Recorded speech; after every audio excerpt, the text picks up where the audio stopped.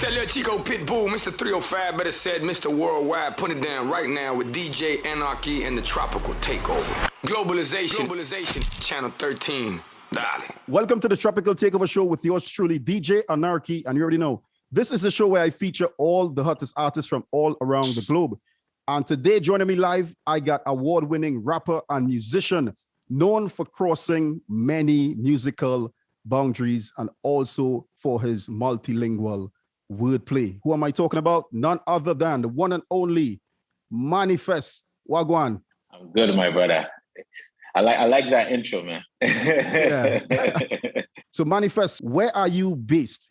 I'm based in Accra, Ghana. You know, currently probably the hottest spot in the Black diaspora, as we know. So yeah, I'm based in Accra, Ghana. This is where I was born and raised. I used to live in America for a while, but this is where I was born and raised, and I'm back living here. It's interesting, you know, the weather really doesn't change much.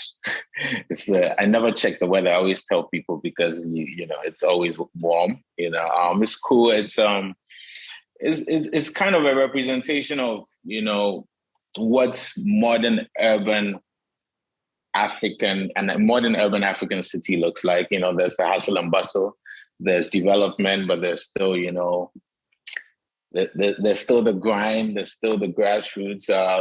There's paved roads and there's roads with potholes. There's story buildings and then there's buildings. You know, it's a combination of different worlds living together and trying to find itself. That's what Accra is like. It's really an epitome of a modern African city. So M.ANIFEST, tell me real quick, how did you start your musical journey? Well, I think my musical journey, begins from my grandfather, who is a composer who I grew up with. But professionally, it began when I was in the US. I went to college there, and then I took a dive and said, you know what, let me really try this for real. Let's stop all this gameplay, these games that we play, and just really do this. So it started in the US, yeah.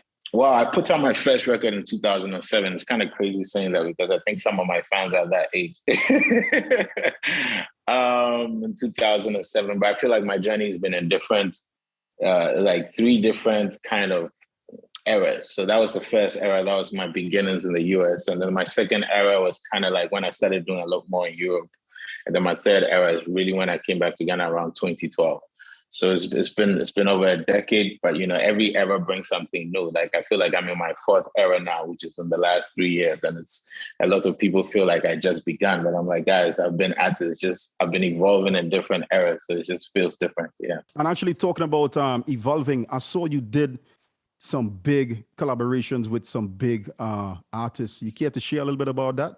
I've been fortunate that over the years, even from the beginnings of my career, that because of what I do and how, I guess, it comes up in authentic ways, I've been able to work with different people. Early in my career, I was working with David Album from Gorillaz, got the chance to work with Flea from Chili Peppers, Eric Badu. You know, later on, got to work with more African artists like Double HP from South Africa, etc. In more recent times, I've worked with people like Tix the Author from the UK, Burna Boy, Simi.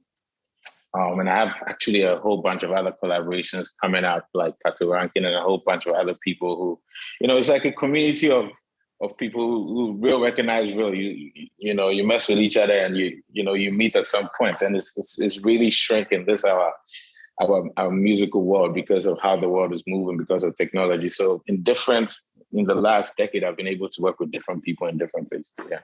And also, you know, in addition to technology, you know, we got people like Richard Dean, you know, from GRUNGECAKE actually out here in America connecting the dots and representing. Yeah, no, but that's what's essential because, I mean, the technology in itself does not create connection. It is key individuals and, you know, and certain people who think about how to make these connections and make these bridges that helps to amplify. And it's not always who you see, but it's actually who's making the work down. So shout out to Richard Dean for being the plug. She's definitely doing her thing, definitely educating, you know, a lot of people, even including myself, you know. So M.ANIFEST, question, how has the pandemic affected your creative process? Well, I was one of those people that embrace change very quickly because, you know, I like to kind of stay at home and stuff, but it changed how I create. You know, I created a whole record. My upcoming album, I created most of it during the pandemic. I literally created it on my dining table. because what else is there to do? No booking studio time. So just had myself and the engineer on my dining table, equipment, and we made it. So it was just a back to the basics, a return to the essence of really, this is what we do. We create, through changing times, through joy, pain, through rain, through storm, through hell, through whatever we create. So the pandemic didn't change me as a creative. It just actually helped me adapt in a certain regard and just really also pivot and to think of other ways to be creative aside from the regular ways we're used to touching the people physically in shows and stuff. So, I made the most out of it, and an album is coming out from it.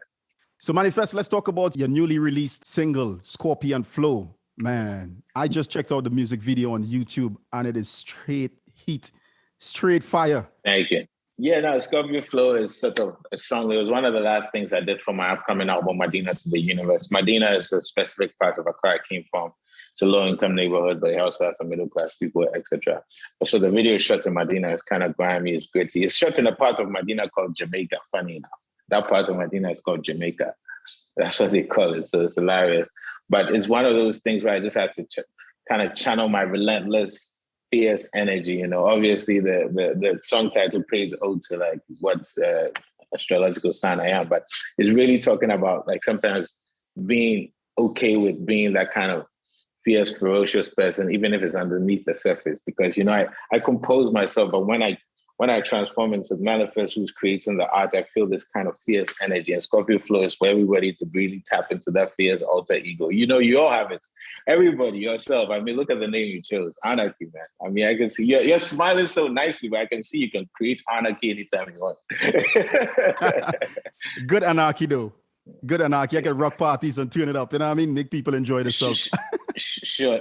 That's what you're saying when the cameras are rolling. I don't know, bro. Charlie, what's up? So M.ANIFEST, what we're going to do now, I'm going to have you officially introduce Scorpio Flow to all my listeners. We're going to drop it right here live on Pitbull's Globalization, SiriusXM. M.ANIFEST, do your thing. Big up DJ Anarchy. This is M.ANIFEST, aka the God MC, aka M. Live and direct from Accra, Ghana. Represent Africa with a spectacular street vernacular. And this is my brand new one, Scorpio Flow, off my upcoming album, Medina To The Universe. Right now, exclusive. Enjoy. Bless up.